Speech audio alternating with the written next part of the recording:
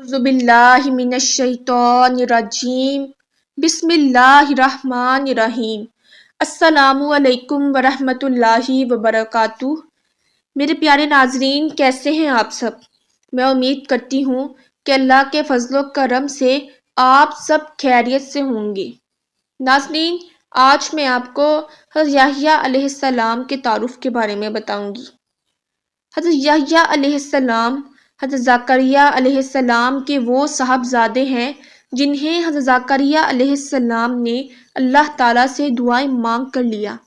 آپ علیہ السلام بڑے پرہیزگار اور اللہ تعالیٰ کی نافرمانی سے بچنے والے تھے۔ اللہ تعالیٰ نے آپ علیہ السلام کو پیدا کرنے سے پہلے ہی آپ علیہ السلام کے والد محترم حضرت زکریا علیہ السلام کو آپ کے نبی ہونے کی خوشخبری سنا دی تھی۔ انسان کے لیے 3 مواقع بڑے دشوار ہوتے ہیں: پیدا ہونے کا موقع، فوت ہونے کا اور دوبارہ زندہ ہونے کا۔ اللہ تعالیٰ نے ان 3 دشوار مواقع پر بھی حضرت یحییٰ علیہ السلام کو سلامتی اور امن کی بشارت سنائی۔ حضرت یحییٰ علیہ السلام تنہائی پسند تھے۔ آپ علیہ السلام جنگلوں کی طرف نکل جاتے، درختوں کے پتے کھاتے اور چشموں کا پانی پیتے اور پھر فرمایا کرتے تھے: اے یحییٰ، تجھ سے زیادہ نعمتیں کس سے حاصل ہوں گی؟ ایک مرتبہ حضرت یحییٰ علیہ السلام 3 دن تک غائب رہے۔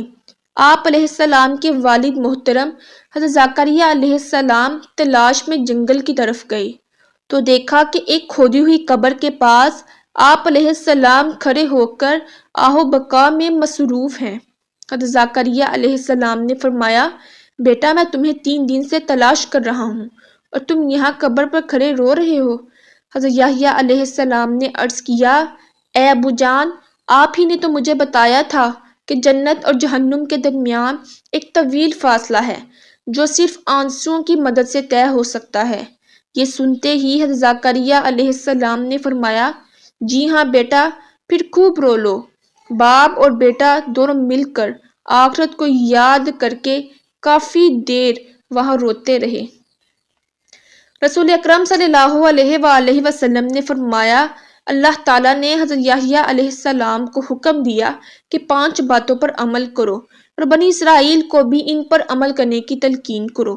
یحییٰ علیہ السلام کو اس حکم پر عمل کرنے میں کچھ تاخیر ہو گئی تو حضرت عیسیٰ علیہ السلام نے ان سے فرمایا کہ آپ کو 5 احکامات بنی اسرائیل کو پہنچانے کا حکم دیا گیا تھا، آپ انہیں یہ احکامات پہنچا دیں یا میں پہنچا دیتا ہوں۔ حضرت یحییٰ علیہ السلام نے عرض کیا: اے بھائی جان، مجھے اس بات کا ڈر ہے کہ اگر آپ نے مجھ سے پہلے یہ احکامات بنی اسرائیل کو پہنچا دیے تو اللہ تعالیٰ مجھے سزا دیں گے۔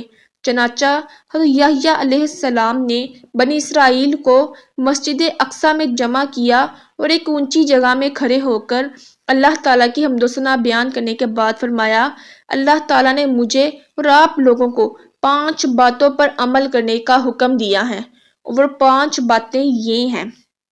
پہلی، صرف اللہ تعالیٰ کی عبادت کرو، اس کے ساتھ کسی کو شریک نہ ٹھہراؤ۔ شرک کی مثال اس غلام جیسی ہے جس کو اس کے مالک نے سونے یا چاندی کے عوض خریدا۔ وہ غلام کام تو کرتا ہے لیکن کمائی کی رقم اپنے آقا کے علاوہ کسی دوسرے کو دیتا ہے۔ اب بتاؤ، تم میں سے کوئی آدمی بھی اس بات کو پسند کرے گا کہ اس کا غلام ایسا ہو؟ اللہ تعالیٰ نے ہی تمہیں پیدا کیا ہے اور وہی تمہیں رزق دیتا ہے، لہٰذا تم اسی اکیلے کی عبادت کرو اور اس کے ساتھ کسی کو شریک نہ ٹھہراؤ۔ دوسرا، تم خوش و خضوع کے ساتھ نماز ادا کرو، کیونکہ جب تک تم نماز میں دوسری طرف متوجہ نہیں ہوتے، اللہ تعالیٰ بھی تمہاری طرف برابر اپنی رضا و رحمت کے ساتھ متوجہ رہتا ہے۔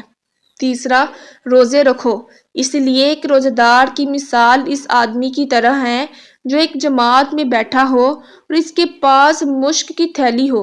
وہ مشک اسے بھی اور اس کے ساتھیوں کو بھی خوشبو سے معطر کرتا رہے۔ روزہ دار کے منہ کی بو کا خیال نہ کرو، اس لیے کہ اللہ تعالیٰ کے نزدیک روزہ دار کے منہ کی بو مشک کی خوشبو سے بھی زیادہ پاکیزہ ہے۔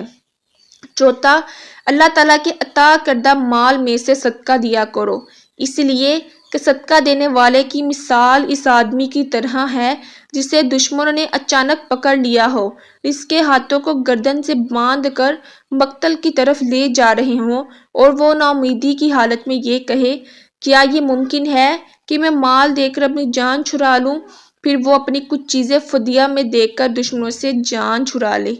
پانچواں دن رات کثرت سے اللہ تعالیٰ کا ذکر کیا کرو، اسی لیے کہ ذکر کرنے والے آدمی کی مثال اس آدمی کی طرح ہے جس کا دشمن تیزی کے ساتھ پیچھا کر رہا ہو اور وہ آدمی بھاگ کر کسی مضبوط قلعہ میں پناہ حاصل کر کے دشمن سے محفوظ ہو جاتا ہے۔